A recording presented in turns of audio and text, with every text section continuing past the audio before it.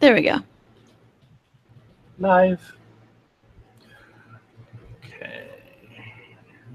When you can see and hear us, chat room. Do we have a chat room? I don't know. We'll find out. Been a weird night. Exactly. Well, Abbo did tell the Final Fantasy peeps that we'd be chatting up the game. Yep. So what I figure we'll do is we gave you the Final Fantasy stuff since you are the most informed. So just kind of go through it. You know, if you want to use the notes that are in there. If not, go ahead and make your own. And then, of course, you take anything out that you would... Yeah, they're good notes. You talk about during the general rambling. Yeah. I figured I'd just leave that as a section, and I'll use his notes and do my usual bits of elaboration. Live stream right now. Let's see what YouTube says. Maybe give everyone a tour of the closet that we're using as a guild hall now. Right. That's a good idea. Live. So give me a second. I'm going to drop this in a couple channels. You do know that because there's internet people around, we're not going to see your cat, right?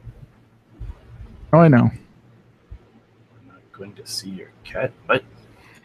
So, is that a euphemism? No, actually it's not. So Fig is so aloof that if whatever it is we're doing is being streamed, he won't be seen. So if we're doing the AIE podcast or like my Friday night D&D game that is streamed on YouTube, you can't see him. He will not show up. He won't be in the room. He won't be present. It's like he can sense the cameras. However, if it's not being streamed, he's fine. Like Wednesday, even though we use Roll20, it's not streamed, so he will pop up. He's in the room, but he's behind the screen. Yeah. All right. Tonight. We are good, so go ahead when you want to. AIE Podcast in 5, 4, 3, 2, 1. On this episode of the AIE Podcast, we have rusty reminders. We love summer. We have carnage on Iogath. AIE is on the move in Final Fantasy, finally. And we've been given carte blanche to ramble, so watch out. The show could be 30 minutes. It could be 2 hours.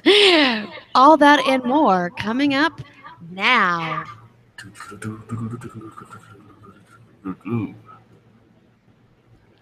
Welcome to episode 279 of the podcast celebrating you, the Ilia Octa Est gaming community. The Die Has Been podcast. This is Makala. And to my virtual left is Mewcow. Greetings, gamers. And to my actual right is Tetsemi. Story? What story?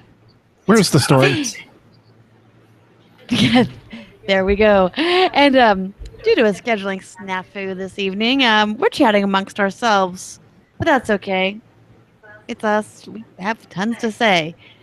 So we're going to be digging into the news soon. But first, let's talk about what we've been doing in and out of game and any post-nerdtacular impressions. Would you like to start? Sure, although we won't go too long because of a certain premiere happening tonight. Oh, true. You're right. You're right. I may have just made sure that I had access to a login to make sure I can watch that. Yes. Very, wait, so it's Golden Girls, right? Golden Girls is premiering tonight? Totally. Yeah, I'm sure you can make it analogous to that somehow. But, American Idol? Yeah. The visual I really didn't need in my head. Thanks. Which one's the Dragon Queen? Yeah, right? All right. Betty White. Yeah. Definitely Betty outlive White us all. Characters Daenerys, yes. Anyways. Exactly. Yes, so beyond being, excited about that, so we all made it back from Nerdtacular, so that's great. We all survived. Yep. I did, however, bring a souvenir with me in the form of Congrug. Yeah, it was Congrug. Not a good one. Yeah, that was fun. Yeah, it was one of those sneaky ones, too, where you get home, kind of relax, you can get back to work, trying to get back into your flow, and all of a sudden, I don't feel so hot. Oh, why does it feel like I've swallowed about 15 water balloons? So yeah, that was a fun weekend, and then part of this week, but it did, however, give me plenty of time to play Final Fantasy 14. So there you that. go. Yeah, Always good. Yep, and we'll get into a bit more of that in the future. We'll have a bit more details on that below, but as far as otherwise, getting back was almost too fast. It's you can get back home way too quickly from Nertacular, and you're just like, back to life. Yeah, I miss everyone. Exactly. Yep, and all the we're home, we're home, we're home. It's like, yeah, bittersweet. But other than that, and the Final Fantasy as before, we have had a bit of fun in time walking in WoW.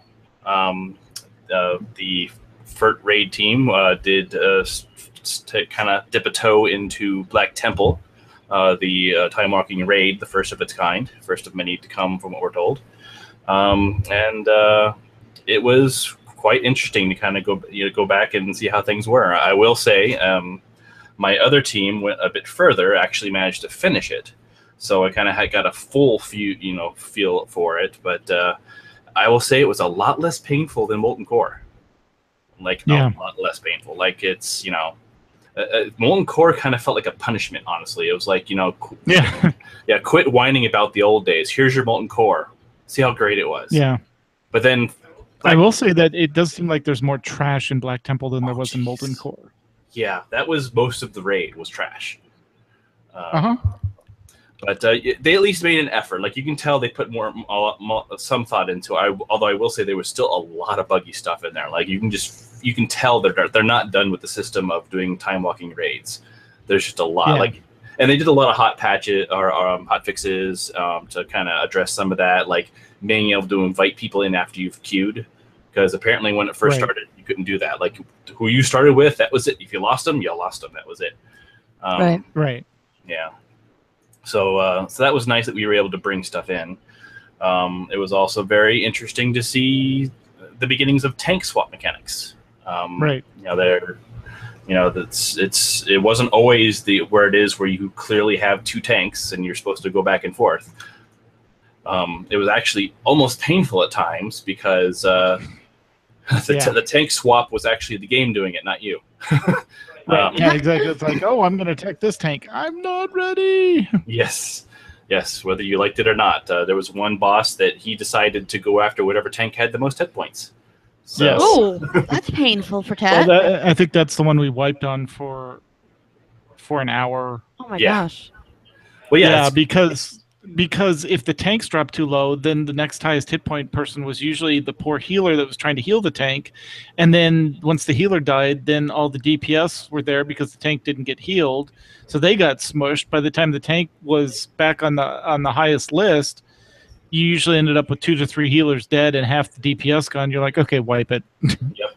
Pretty much, yeah. It was not at all controlled. That's the thing, is the way you controlled it is you just made sure that whoever you wanted to be your main tank, you just threw as much healing at them constantly, and you just kept going with it.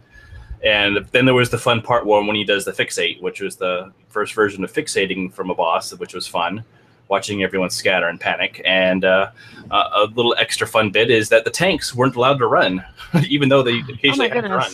Yeah, because the tanks had to stay there because as soon as he dropped the fixate, he would go back to attacking the person with the highest hit point. So if the tanks weren't there, he'd just murder everyone. Yep. Wow, that's not fun. Yep.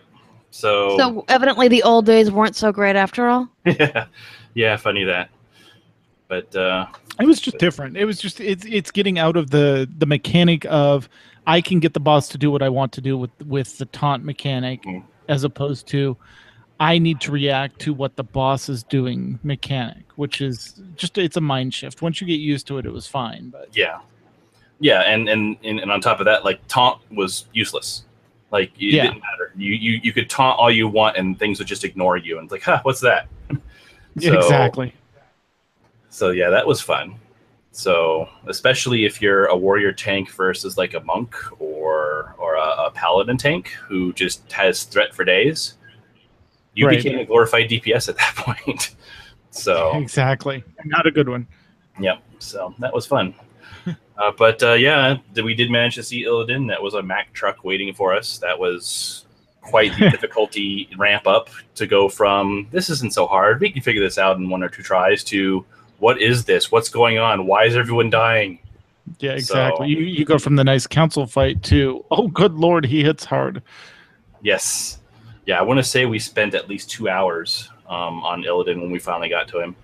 Before finally getting down. Yeah, it was a lot of effort, but it was definitely satisfying when we got done. You got to re-see that bit of lore that's pretty pertinent to what's going on now with Tomb of Sargeras. So yeah, that was quite the experience. Yep, very cool. Hopefully, we'll get a bit deeper in later today. Yeah, I think next time this comes around, we'll probably plan 3 nights, like a Wednesday, Thursday, Sunday, or a Wednesday, Saturday, Sunday. But we'll just have to see where we are. That's the one. You are available Saturday night, dear. Well, I was, but the rest of the raid team was. No, I meant this upcoming Saturday night. If you need to schedule something, you can. No, but it's only here for a week. So it started on this Tuesday, and it's only available till the reset on Tuesday morning. So yeah, we'd have to do it like Monday night. Monday night. Well, yeah, we don't have a game that night, so. Oh, did it get canceled again? Yeah. San Diego Comic-Con. One of our players is heading that way. Okay. Yeah. Sorry. I'm pretty sure you guys did not need to hear Semi and McCullough schedule their lives on a podcast. That's a brave person going to San Diego Comic-Con, I'll tell you that. Oh yeah. We've given up on it. Yeah. She's exceptionally extroverted. And lives on this stuff, so yeah. Yeah, okay. The reason why I was even able to ever go to San Diego Comic-Con is because I was in the industry and got access to the industry tickets. You still had to pay for them. Right. I got them. Right. Now, now they're doing a what is it, a random cast a raffle for days. You don't even get the whole trip anymore. You get a day. Yeah. She got all of it. She got the entire time. Wow, that's impressive. Yeah. Yeah. That's talk about luck. Yeah. That's just I like the idea of it, but I even know at Phoenix Comic-Con, which is half the size of San Diego, how very happy I am to be behind a table and not in the throng of people. I can't imagine the amount of crowds that are at San Diego. Yeah, there are times when it does get suffocating when you're on the show floor, but unless there's a big panel and then there's 1,500 people all waiting in line for the chance to maybe possibly get into the room. So right, yeah, exactly. Yeah, I'm a small woman. I don't do crowds well. Yeah, that's great. Yeah, the Hall H, you might as well just. Well, and Hall 20. Hall 20 got that bad too. So really? Once those 2 halls got to that bad, it just wasn't worth going, because it was for a while. Hall 20 still had stuff that was almost as big. Right. But it didn't have the crowds, so you'd have a chance to actually go in and see stuff.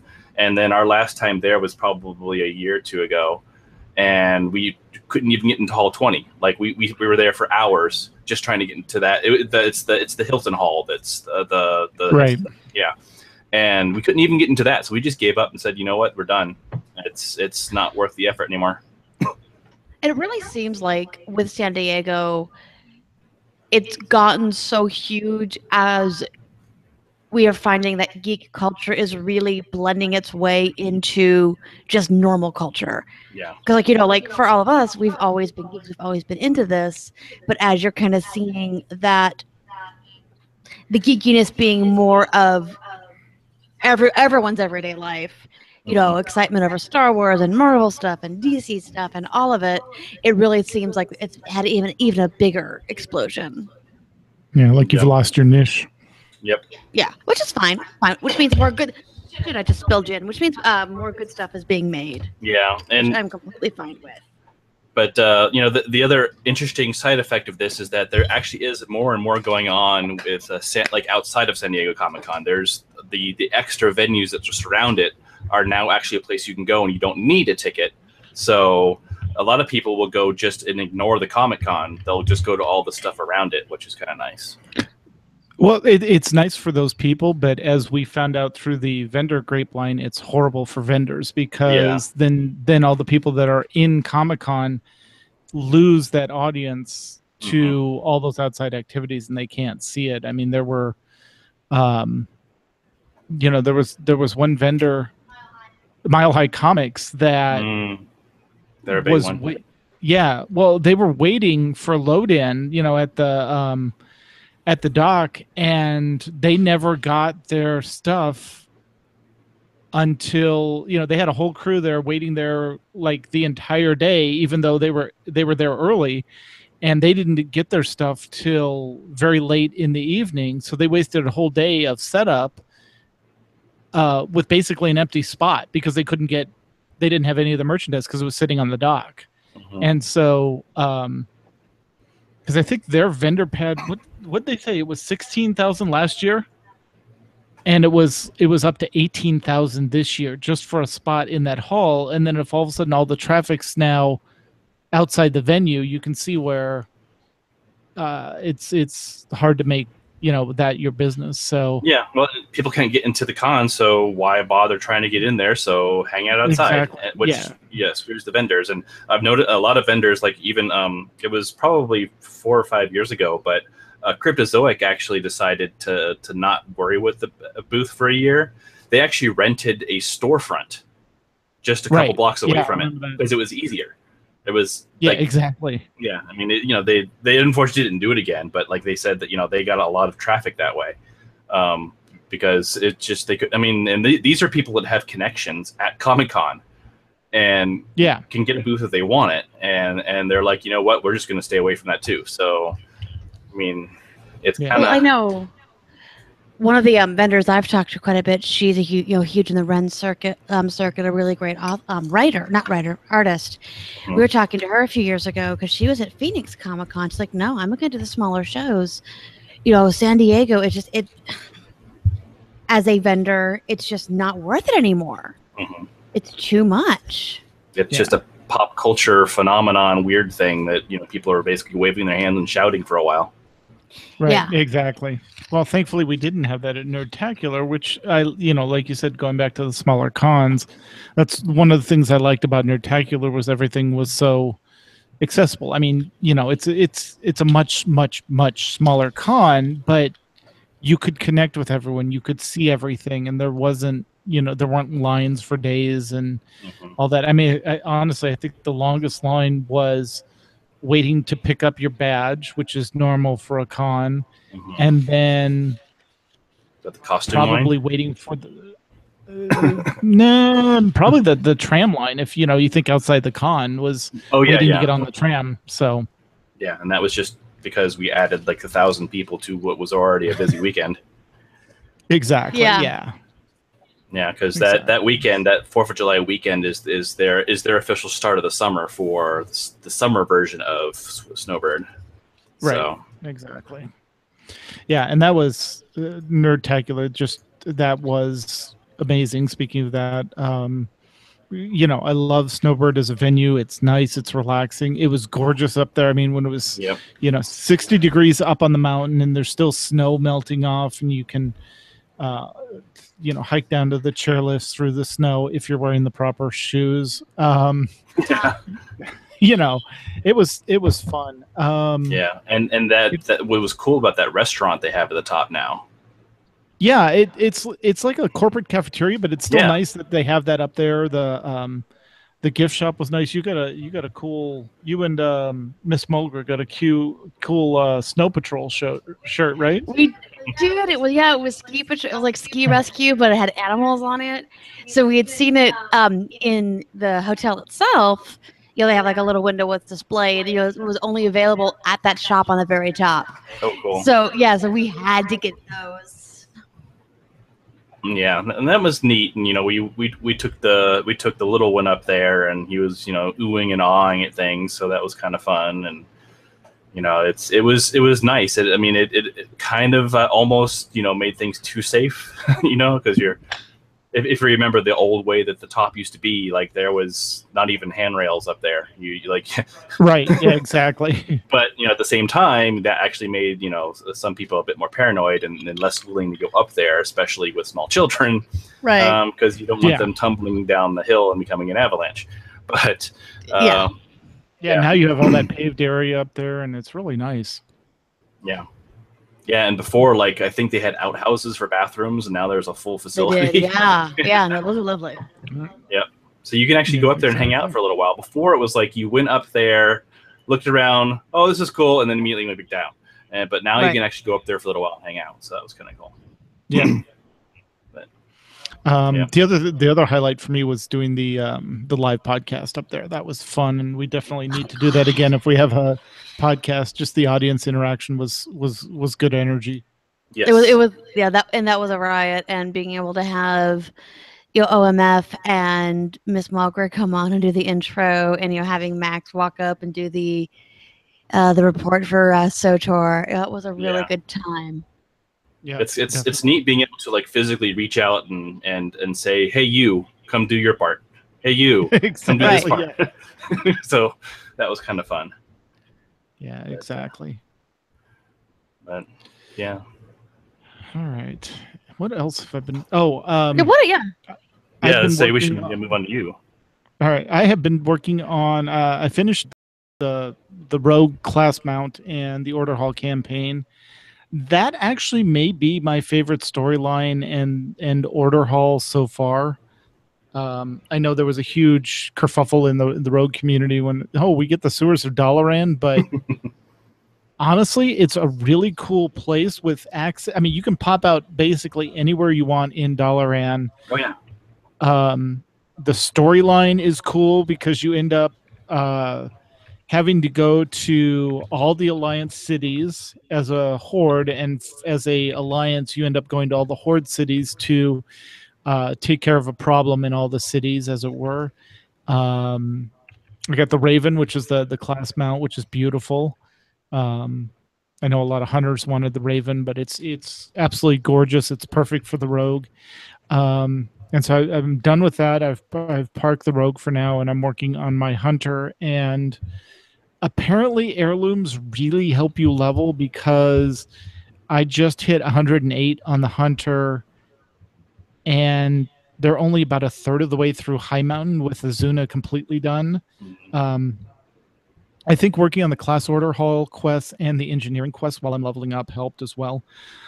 But the engineering quests have been fun. Those are a good side story. I do like the Hunter story. I am thankful that one of the hidden appearances for Hunter you can actually just buy off a vendor. Go into Dalaran, you go into the engineering shop, and you grab the Beastmaster hidden appearance, which converts your gun into a bow. You made our roommate very jealous showing that off. I know, and then told her how to get it. Right. But he's like, look at my bow. She's like, I have the gun right now. How do I get that? Exactly. I've been running with a Corehound and Haiti right now for the two pets, and I absolutely love this. This really brings me back. They have the ability to tie volley. You can toggle volley on and off as part of your auto attacks. And it feels like volley used to be, where you were just, you send in your pets and then you would just fire off volley and AoE stuff. Well, now it's just automatic. It's part of your auto attack, and it just happens. It looks great, and it feels like a Hunter used to feel. So I really love that part of it. But is everything a Hunter weapon? Absolutely. It's always a Hunter weapon. Speaking of Hunters a bit and guns, I played a bit more of Secret World Legends. I am playing on the Dragon side. I decided not to go with the Illuminati or the other side. And insert fake McCullough shock here. I'm playing a gunslinger. At least it's not a ginslinger. Well, we'll it's see. Funny. That's the same choices I made too. It just looked the most fun. It did. And he has the shotgun and the pistol right now. And Did you do the ARG? Trying to think. They had one for Legends, and you got a bunch of fun weapons from it. Oh no, I don't think I did. I'm a Patreon supporter, but I don't think I did either that high, or I don't think I bought the unlock yet for the weapons. So we'll have But no, to see. no, you had to actually do the alternate reality game to actually get the unlock that gives you a code that you put into the game. Okay, no, I didn't do that. So Yeah, it gives you all these flavor texted weapons and a interesting little story about someone that's related to the game. So it's kind of fun. yeah, very cool. But yeah, I'm really enjoying the story. Oh, hey, by the way, I found the story. It was over in Secret World Legends. Yeah, Oh, good. They had a lot of stuff in that game. It's very secretive. Exactly. But MK, what have you been up to? About 4'10", 5'1", of my favorite heels, darling. Why do you ask? All abuse, apparently. Is your Yeah. desk okay? My desk is fine. It needed to be cleaned anyway. No comic books were injured in the spilling of that gin. It was thirsty. That's what it was. It wanted a drink. I did. I did evidently ruin a Dungeon magazine from 2007. How that? How do I have a Dungeon magazine from 2007 on my desk? I have cleaned it in this decade. I know. There's probably an article in there that you wanted. Probably, yeah. No. All right. So, what have I been up to? I I don't game. At least not video games. I have tried. You are patched. You're up to date. You're I current am on your ready to item. go. I know. I think I need to be sick sometime. Anyways, what I have been doing is, I'm the one that plays D&D, so I think I've become the Gomez part of this crew. Mm-hmm. I see as a theme here. So Wednesday night was a return of our what we call Thursday Thunder. We're now on Woden's Day.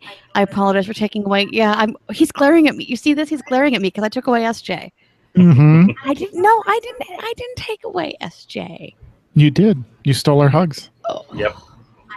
I have all the hugs for myself. Yes. So after about a month hiatus, that group with a bunch of great folks actually from AIE and the Tadpole returned, where SJ and I proceeded to play some pranks on JoJo's husband. Engage. You missed most of it because it was when I was going to pick up Ryan. Oh no.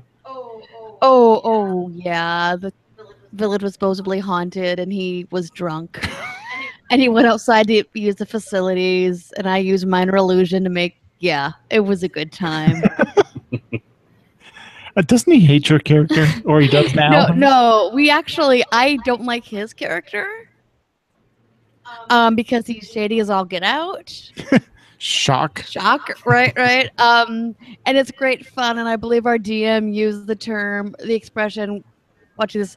So basically, a dragonborn plaid in full plate and a half naked elven sorceress were sitting there giggling. Like, yep, that was going on. Yep. And then we met the real ghosts, and it was a great time. So that was Wednesday shenanigans. Happy to be back with those wonderful folks. Our Geeks and Geeklets D&D game is going well, as in every other week game. And the best thing is, because it's streamed on YouTube, I actually had the ability to go back a few days before game and listen and take notes. Ooh. Didn't you have to do that as an assignment? No, but it actually came in really. One of our players missed it, and he's too lazy to go back and guess who? Go back and listen. So I decided to go back and take notes. Originally, it was going to be, some notes here, some notes there, and then it's me. I got into great detail, and I ended up having like 2 pages of notes. But it's really great, so I'm going to start doing this in general. And then, okay, so it's kind of like, remember in college how I was in too many games? Mm-hmm. Yeah, it's like that again. So last week, on Monday, my buddy IM'd me or texted me, and he says, "Hey, do you know if Roll20 is available to use on the iPad?" I think so. I double checked with SJ because I know she's done some stuff virtually when they're on vacation. Get back with them. Yeah, no, it's available. Okay, cool. Next day, we're at work, going to do our midday coffee run. So what's up with the Roll20 question? Are you start up a game with like your old groups? Just general chatting like we do. This is my buddy, as we like to call him, Damn It Mills, because he always gets me into things. So it's like, oh no, some of my friends are gonna do Curse of Strahd. I'm gonna play a warlock. Start talking about how to play a warlock and optimization of that and what he's doing with his character. I can see if there's room for you. I'm like, sure. Which then I realized was a setup because within 5 minutes of getting back to work, hey, yeah, no, we have a 4th slot. What do you want to play? It was a setup. It was a setup he was waiting for me to ask. I'm going to be a paladin, a real paladin, not even an anti-paladin. I'm actually going to be good. Good luck with that. I've been good before. Her name was Mercy. Yeah, you were miserable. Heroes never die. Right. No. So yeah, I'm playing a Paladin of Helm, and I'm going to be a goody-goody, and it'll be a good time. But because of that, I got a message from the same friend, Damn It Mills, Friday night. Before we start this, you should probably sit down and watch Castlevania. It's an hour and a half. So yesterday morning, I found myself watching anime, and it was only an hour and a half. It was really, really good, and I want more of it. Which then loops back to game, because the main character is a drunken, slovenly fighter with no social graces, where I then messaged JoJo's husband, Danny, and said, yeah, you're right. This is your character in the in the game. Nice. See, it all loops together. It all goes back to AIE, because all things always go back to AIE. So, Nerdtacular. I know we had a lot of wrap-up on our live show, which was a blast. So, but just some general impressions. Like, the best thing was all being in one place. It was like a huge, giant guild hall. And every morning I had coffee with Sky, her daughter Rocker, DG, who, by the way, came back to OLF, and rotating guests. We would just have people come in and out. I think on Sunday morning we had 2 6-party tables. At least. Yeah, just people like just throw them there, and yeah, it was a good time. So kind of that real guild hall idea. Same thing that we have for the guild hall at BlizzCon. But there was coffee and hugs and a really great time. And then on Sunday, as Tet joked about, we went hiking in the snow. We took the tram up to the top, and it's a beautiful, beautiful walk. It's a short walk. It's like a third of a mile down to the ski lift, and it's worth it. It's really beautiful, and that ski lift is gorgeous. You want to go down that way because you see so much more of everything. There was light snow and snowbird. There was an epic ton of snow. We hadn't planned on hiking, and I had gone straight from breakfast. We'd all gone straight from breakfast. I was in what can best be called as socially acceptable Crocs. Yeah. Hiking in the snow. In the snow. In Crocs.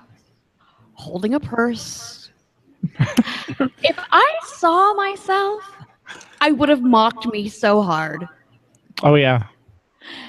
And thank goodness for Barb, Miss Mulgra, because as she is a woman of vast experience and a Canuck, she was showing me how to walk in the snow. And when we came to a bank, she would say, "Okay, give me your purse, give me your water bottle." She would like make sure she was there to hold me up if I fell. Now, I never fell. Nope. Our daughter did. And she laughed the entire time. Yep. The Hordling, who was the only person in the good shoes for it, she was in combat boots. No, I wore my sneakers on purpose. Oh, yeah. We dressed properly for the hike. It's just you didn't go back to the room to get your tennis shoes. Yeah. Yeah. So yeah, no, it was a great time, and it's one of those I would like to say that bad decisions make good stories. Yep. I think that's what we tweeted out with the pictures. Yeah. The other one really great thing that happened at Nerdtacular, besides all the programming and meeting everybody that came by the booth, is Saturday night after sushi. I was exhausted, by the way, absolutely exhausted. Let's just go down to the just go down to the game room and say hi. We ended up closing it out, of course. So we played a game of Marvel Munchkin. It was Tet, OMF, the Hordling, and my dear friends who I like to call the Darths, Darth Marcus and his beautiful wife, Darth Amber. They'd never played Munchkin before, much less Marvel Munchkin. And as we were playing, I'm sorry, newcomers, right? Right. So we were teaching them as we were playing. We didn't get to finish the game. But because Darth wanted to kind of play the vicious version, we were like using good cards at the beginning and all of that to give him the full experience. It was a blast. And the gorgeous Darth Amber won. She won her first game. By the time we had to stop playing, she had 8 points. So beginner's luck, whatever you want to call it. It was great. And oh yeah, you know why Darth lost though? Because he took my Captain America.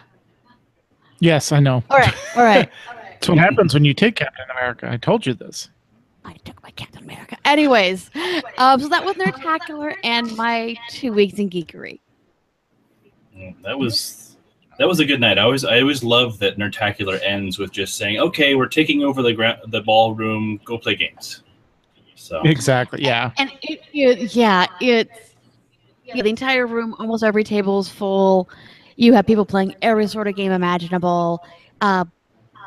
Jeffrey Moss, he was actually, I didn't realize he was playing. They were playing this earlier. I saw him on Facebook mentioning it, but they were playing the Dresden cooperative card game. Oh, nice. And I wish I would have seen that, or I wouldn't have had my Captain America taken. Well, we had a good. He did stop by the table to watch. We had a good chunk of Fert playing Uno at the behest of Ben the Mage. Yes, we saw that. Yep. So, oh my goodness.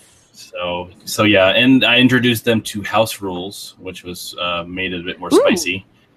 Yeah, where you can use attack cards. Spicy enough as it is. Well, no, in House Rules, you're using the attack cards as defense as well, so that makes it a bit more interesting. And of course, you know, I don't know if you've ever heard of Hot Death Uno. That's just a whole nother level. That's a whole nother level. You should really look into it. These things. Yeah, it's really interesting. The Hordling plays Uno at school, which is why I didn't know she started cussing, because you can't play Uno without cussing, at least not in especially not in high school. So I'll have to look into those. Yeah, that's actually where I learned about it, was in high school. So that's right up that alley. Yeah. And again, we played a bit of code names at the end, and then I had to run everyone out because it hit midnight. Yeah. The place turns into we all have to become pumpkins. Yep. Exactly. But, all right, so I think that was our general geekery. Anything else you guys want to cover before we get to the news? Quickly, because Game of Thrones starts in 20 minutes. Yes, exactly. News done. All right. This week's news bumpers here. All right. E-News. In Nomad News, just a reminder, if you're interested in checking out Rust, private server for the AIE community, check out the Survival Exploration channel on AIE Discord, or just bug him directly. Yep. And in WoW news, Summer of Love is coming up in August, and we'll have more details in an upcoming podcast. Sigh. Touching on the events, dates, and times, including when Remembrance Day, which I think with Ralph's passing will be especially poignant this year. Sad.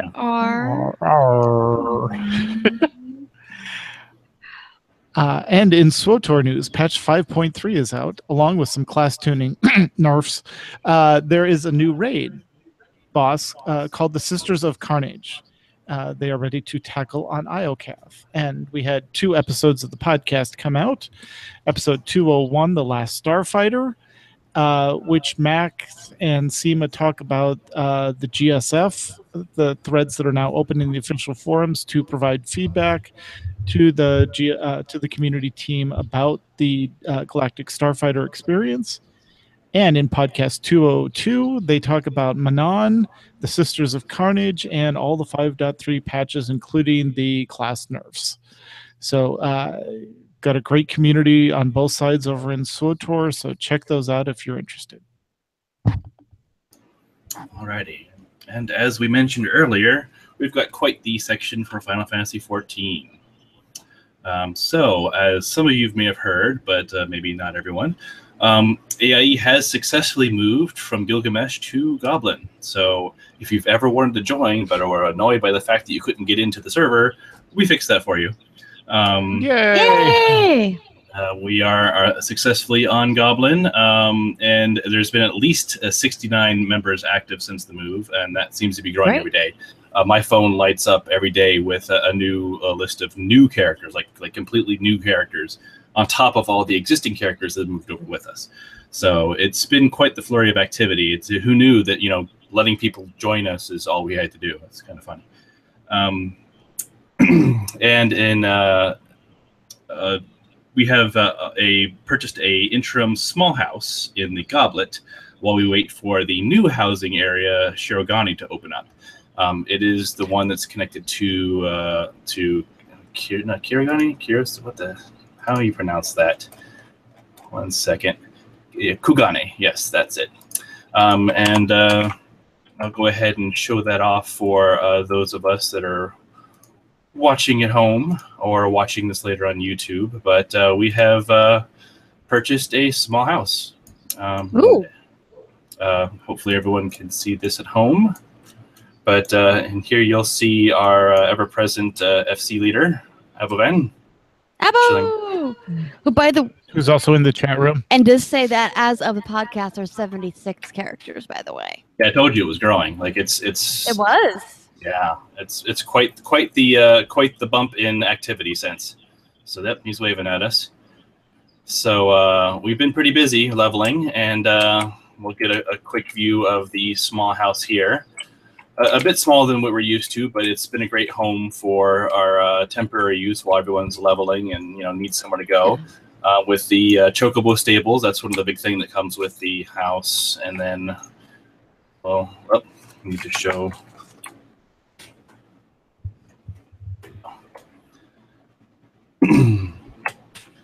Like to hide the UI so you can kind of get the full of that. But here we are with pretty much all the stuff you need at a minimum for guild life. Has Seishi been decorating the house? Yeah, and she's taking a hot tub bath right now to recover from all the work. There you go. But all the stuff you would expect. And one thing I was surprised, I was like, oh, small house, we're not going to have much. And I walked in here, I was like, oh, it's smaller than I was hoping. And then, surprise, basement. So, oh, nice. Oh, is that where we game? Yep. Great. As you can see, we've got plenty of booze. That's appropriate. So, as long as it's not on anyone's desk. Yeah. I'm sure he moved out of the way. Yeah. But, so yeah. And, of course, everyone was worried about the fish tank. There it is. It's there. Nice. Yay! But, yeah, so we had this cozy little house. Sashi did a great job decorating it for us to make sure we felt at home. So, yeah, we have a place to hang out when you're not out leveling. But it's been great. We are definitely happy to have it. I'll turn that off now. There we are. Other than that, because of the flurry of activity, we've gotten to rank 8 very quickly. Like that's the max rank. Like it took us about a week. So we were it's like, oh, we're gonna lose our ranking. We're gonna lose all this and that. It's like, no, it's actually not been that hard to catch back up. We even have our old logo back because one of the things you had to earn was the really good logo pieces, and so where's that? Yeah, and we've got your buffs for doing XP for killing stuff, and their discounts on teleport costs and all that fun stuff. So yeah, we're pretty much back to where we were. All we're waiting on now, like I said, is that new housing area Shirogane to open up because as I showed last time. That place is just gorgeous, and we definitely want to live there and hopefully get a nice big house so that we get back to where we were used to. So, cool. Other than that, the new raid content has popped up. It is called the Deltascape. I've actually got caught up enough because Nerdtacular kind of slowed me down a little bit in the leveling train, but I am caught up now. I am max level and was able to see the very beginnings of Deltascape, which is definitely very otherworldly. It's not your typical, oh, there's a really big threat over to the side, let's go raid that. It's like, no, this is completely different. It's very unique, and it's bringing a bit of sci-fi to this fantasy MMO. It's kind of fun. We do have an FC group that is starting to raid, and they've actually managed to clear the base level of this new raid. So they do that as a Friday fun night activity, and that's been a lot of fun. The Savage mode, or heroic, or would that be considered mythic? It's kind of in between the two, I guess. The Savage mode for it is going to be coming out Tuesday. That's they do 8-mans for that kind of stuff. So that's their version of your entry level of rating. Gotcha. And Duras,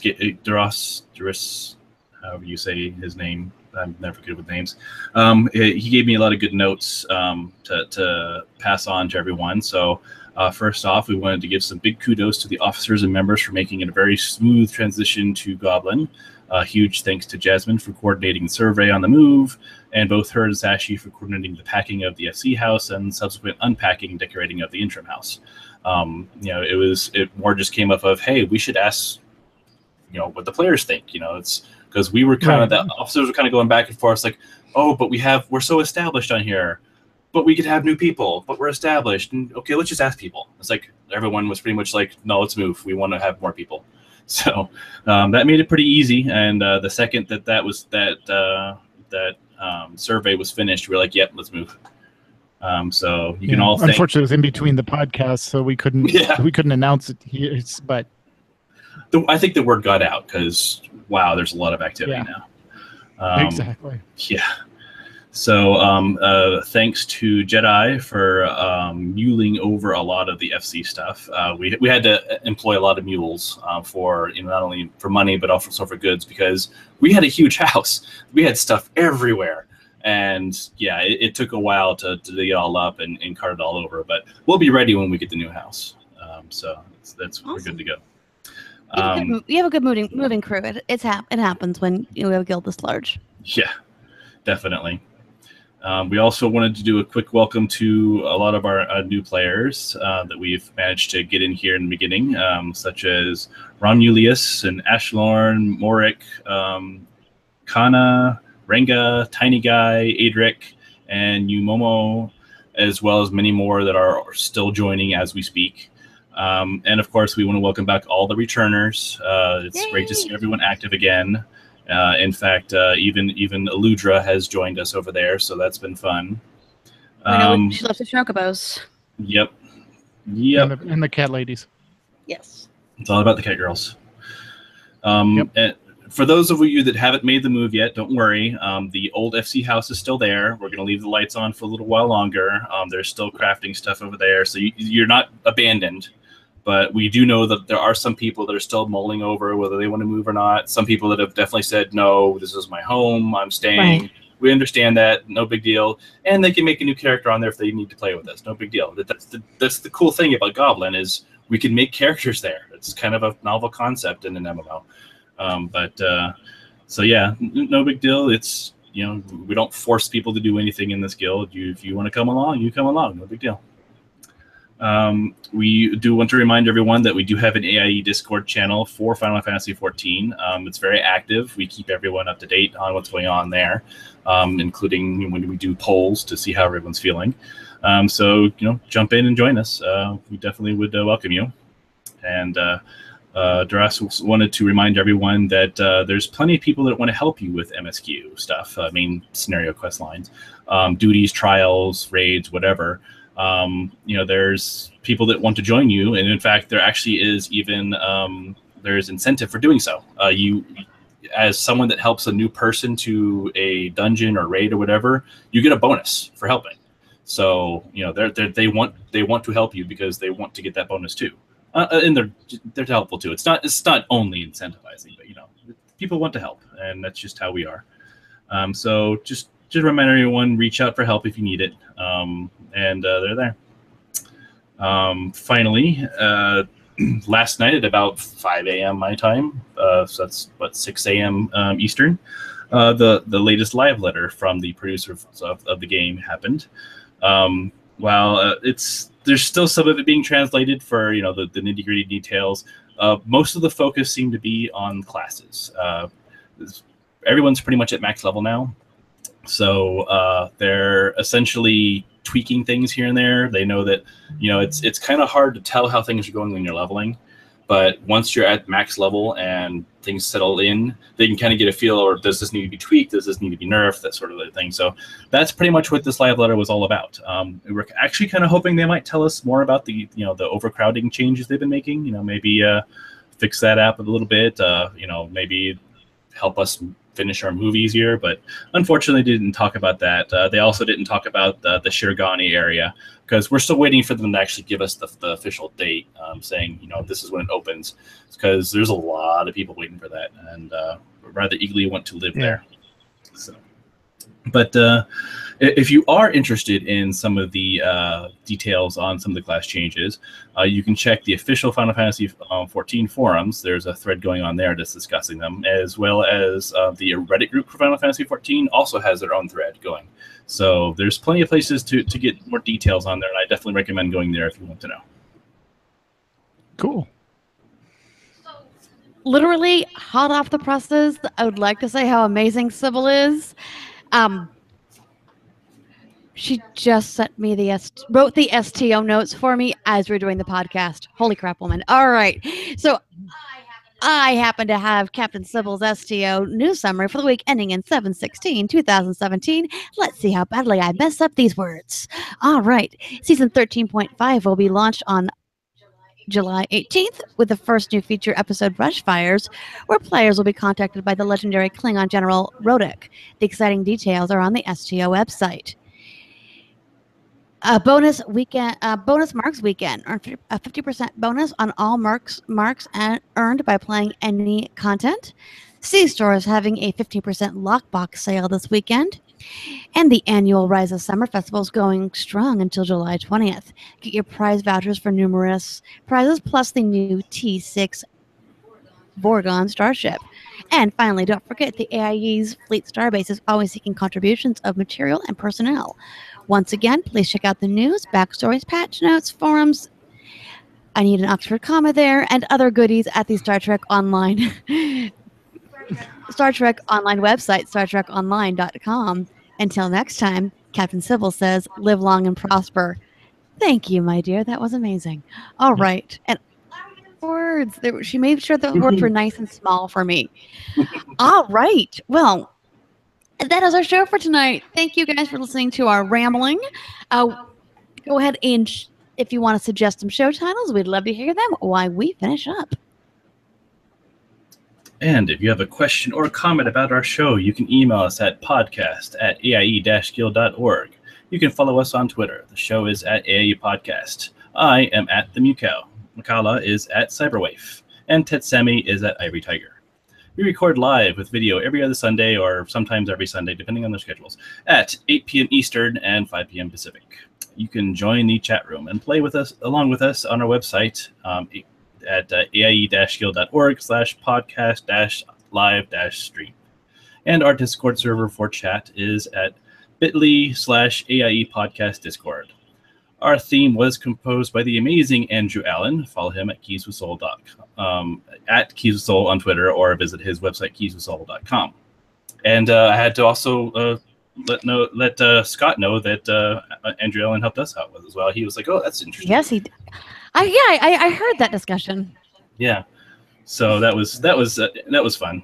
But yeah. Yep. Very cool.